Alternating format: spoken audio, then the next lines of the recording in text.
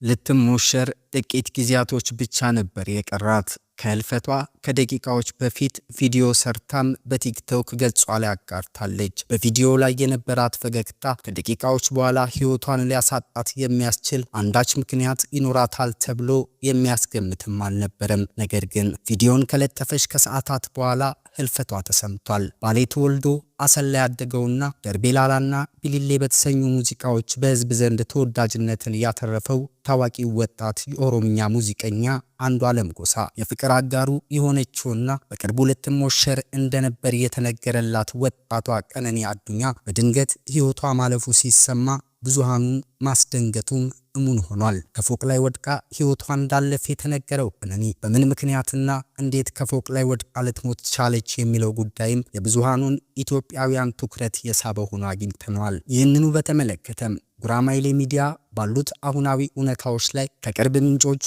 ያሰባሰበችውን መረጃ ለእናንተ ለውድ ቤተሰቦቿ ልታጋራ ወዳለች። ሰላም ለእናንተ ይሁን ውድ የጉራማይሌ ሚዲያ ቤተሰቦች፣ ሰላማችሁ በያላችሁበት የዓለም ጥግ ሁሉ እጅጉን የበዛ ይሆን ዘንድ እየተመኘንና ለቻናላችን እንግዳ የሆናችሁም ቻናላችንን ሰብስክራይብ በማድረግና የደወል ምልክቱን በመጫነት ወዳጁን ዘንድ በአክብሮት እየጠየቅን እንሆ በሰዓቱ ልታደምጡት ይገባል ወዳልነውና የብዙሃኑን ትኩረት ወደ ሳበው የቀነኒ አዱኛ ህልፈተ ህይወትን የተመለከቱ ዝርዝር መረጃዎቻችን አለፍን። እስከ ፍጻሜያችን ድረስ ቆይታችሁ እንዳማረ ከኛ ጋር ይሁን እያልን ቪዲዮውን ላይክ በማድረግ እንድትጀምሩና የእናንተንም ሐሳብ አስተያየት ኮሜንት መስጫ ሳጥኑ ላይ ታስቀምጡልን ዘንድም በትህትና ጠየቅን።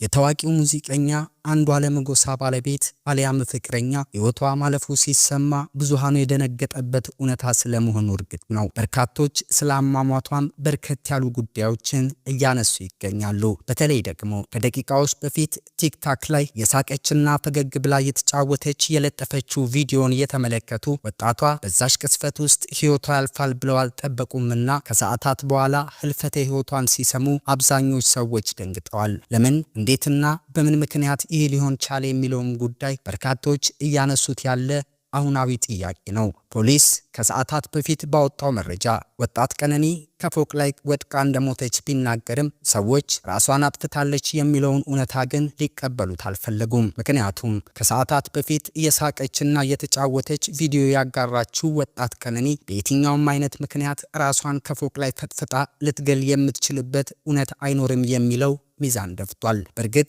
ፖሊስ አሁንም አሟሟቷን በተመለከተ ዝርዝር መረጃዎችን ከማጋራት የተቆጠበ ሲሆን አስክሬኗም ወደ ጥቁር አንበሳ ሆስፒታል ተወስዶ ምርመራ እየተደረገለት ስለመሆኑም ነው ከደረሰን መረጃ ለማረጋገጥ የቻልነው። በሁለቱ ፍቅረኛሞች መካከል ምንም አይነት ክፍተት የነበረ እንዳልነበር በቅርብ የሚያውቋቸው ሰዎች ሲናገሩ ይደመጣል። አንዱዓለምና ቀነኒ በፍቅረኝነት በርከት ያሉ ዓመታትን ከማሳለፋቸው ባሻገር በቅርቡም ትዳር ፈጽመው በአንድ ቤት ውስጥ አብሮ ለመኖር ስለማቀዳቸውም ተነግሯል። ወጣቷ ቀነኒ በቅርቡ ተሞሽራ ከምታፈቅረውና ከምትወደው ታዋቂው ድምፃዊ አንዱዓለም ጎሳ ጋር በትዳር ልትተሳሰር ቀኗን እየጠበቀች እንደነበር መነገሩ ደግሞ የበርካቶችን ልብ የሰበረ እውነታ ሆኗል። ብዙዎች እንደሚያውቋት በቲክቶክ ላይ በምታጋራቸው ቪዲዮዎቿ በሳቅና በደስታ ታጅባ ህይወት የሞላላት መስላ በደስተኝነት ውስጥ እንደነበርም የቅርብ ጊዜ ትውስታ ሆኖ አልፏል። ዛሬ ላይ ቀነኒ በህይወት የለችም። ትላንትና የሳቀችና እየተጫወተች ቲክቶክ ላይ ያጋራችው ቪዲዮ ብቻ የመጨረሻ ሆኖ እዛው ማህበራዊ ድህረ ገጹ ላይ ቀርቷል። በአሁኑ ሰዓት ባለቤቷ አንዱዓለም ጎሳ በህግ ቁጥጥር ስር ሆኖ ምርመራ እየተደረገበት እንደሆነም ፖሊስ ያሳወቀ ሲሆን ከምርመራው በኋላ ያለውን ነባራዊ እውነታም በዝርዝር ለህዝቡ ይፋ እንደሚያደርግ ተናግሯል። ከዛ ባለፈም በአስክሬኗ ላይ እየተደረገ ያለው ምርመራም ከጥቁር አንበሳ ሆስፒታል ተጠናክሮ እንደሚወጣም ፖሊስ በመግለጫው ላይ ጠቁሟል። ዛሬ እሷ በህይወት ባትኖርም የአሟሟቷና የህልፈቷ ጉዳይ ግን በርካቶች ጥያቄ እንዲያነሱበት ያደረገ ስለመሆኑም የሚያካክድ አይደለም። አዎ ይህንን ውሳኔ ስለምን ወሰነች? በምንስ ምክንያት ከፎቅ ላይ ራሷን ከስክሳ ልታጠፋ ቻለች የሚለው ጉዳይ በእርግጥም ምላሽ የሚፈልግ ሆኗል። በአንዱዓለም ጎሳና በእሷ መካከል ስላለው ነገር የሚናገሩ ሰዎች ሁለቱ ግለሰቦች እጅጉን የሚዋደዱ በፍቅርም በርካታ ዓመታትን በአብሮነት ያሳለፉ ስለመሆናቸው ይናገራሉ።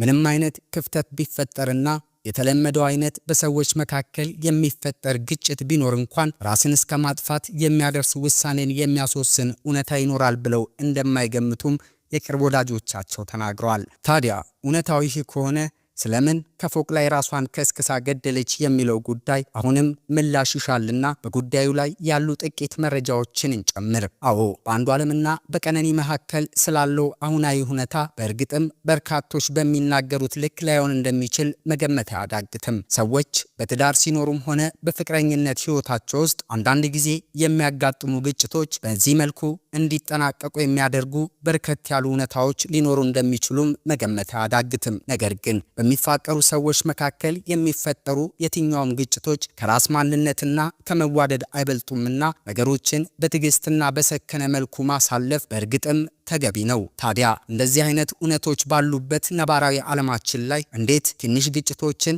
ለጸብ ምክንያት አድርገን ራስን እስከ ማጥፋት የደረሰ ውሳኔ ለመወሰን እንደርሳለን የሚለው ጉዳይም መለስ ብለን ልንፈትሸው ወይም ደግሞ ልንመለከተው የሚገባ እውነታ ነው። በእርግጥም ቀነኒና አንዱዓለም በመካከላቸው ግጭት ተፈጥሮ አሊያም አለመግባባት ኖሮ ቢሆን ኖሮ ጉዳያቸውን ወይም ችግራቸውን በመነጋገርና ሐሳብን በማንሸራሸር ከመፍታት አሊያም ደግሞ በመራራቅና በመለያየት ውስጥ ሆኖ ከመወሰን ባለፈ እዚህን ያህል ህይወትን እስከ ማጥፋት የደረሰ ውሳኔን በራሷ ላይ እንድትወስን ሊያደርጋት የሚችል አንዳች ሚስጥር ከወደ ኋላ ስለመኖሩ በርካቶች ተናግረዋል። አዎ በእርግጥም በዚህ ልክ ራሷን ለማጥፋት የሚያደርስ ውሳኔ በራሷ ላይ እንድትወስን ያረጋት ከበድ ያለ ችግር ከሌለ በቀር ይህንን በራሷ ላይ ፈጽማለች ብሎ መገመትም ሆነ ማመን እጅጉን ያዳግታል የሚሉም ጥቂቶች አይደሉም። እውነታውን የሚያውቁት እሷና ፈጣሪዋ አለፍ ሲልም አንዱዓለም ጎሳ ብቻ ናቸው። በሁለቱ መካከል ስለተፈጠረው አሊያም ደግሞ ራሷን አጥፍታለች ስለመባሉም ፖሊስ ዘርዘር ያለ መረጃን እስካሁን ድረስ አላወጣም። አንዱዓለም ጎሳ በህግ ቁጥጥር ስር ሆኖ ምርመራ እየተደረገበት ሲሆን ምናልባትም ስለ ህልፈቷ አሊያም ደግሞ ከህልፈቷ በፊት ስለነበረው ነባራዊ ሁኔታ በቀጣይ በዝርዝር እንደሚናገርም ይጠበቃል። ብቻ ከዚህ ሁሉ ማዶ እውነታው ምንድነው የሚለው ጉዳይ አሁንም ምላሽን ይሻልና ጉራማይሌ ሚዲያ በዚህ ዙሪያ የሚወጡ ሌሎች መረጃዎችንም ከቅርብ ምንጮቿ እያጠናቀረች ለናንተ ለውድ ቤተሰቦቿ ማድረሷን እንደምትቀጥል ከወዲሁ ለማሳወቅ እንወዳለን። ፈጣሪ እግዚአብሔር የወጣት ቀነኒን ነፍስ ይማር፣ ለወዳጅ ዘመዶቿና ለቤተሰቦቿም መጽናናቱን ይስጥ እያልን በልዩነት በዛሬው ዕለት ታደምጡት ዘንድ አይወደድነውንና እስካሁን ሰዓት ድረስ ያለውን እውነታ ያጠናቀርንበትን የሰዓቱን የመረጃ ወጃችንን በዚሁ እናብቃ። በሌሎች ትኩስ አዳዲስና ወቅታዊ ሆኑ ሀገራዊ ጉዳዮችና መሰል መረጃዎች በድጋሚ እስክንገናኝ ድረስ ሰላማችሁ በያላችሁበት የዓለም ጥግ ሁሉ እጅጉን የበዛ ይሆን ዘንድ እየተመኘንም ተሰነባበትን። ለቻናላችን እንግዳ ይሆናችሁ ቻናላችንን ሰብስክራይብ ማድረጋችሁን አትርሱ። ከዚህም ባሻገር በመረጃዎቻችን ላይ የሚኖራችሁን ማንኛውም አይነት ሐሳብ አስተያየት የኮሜንት መስጫ ሳጥኑ ላይ አስቀምጡልን እያለንም ተሰነባበትን። ሰላም ለሀገራችን፣ ሰላም ለህዝቦቿ ይሁን። ፈጣሪ እግዚአብሔር ኢትዮጵያንና ህዝቧን አብዝቶ ይባርክ።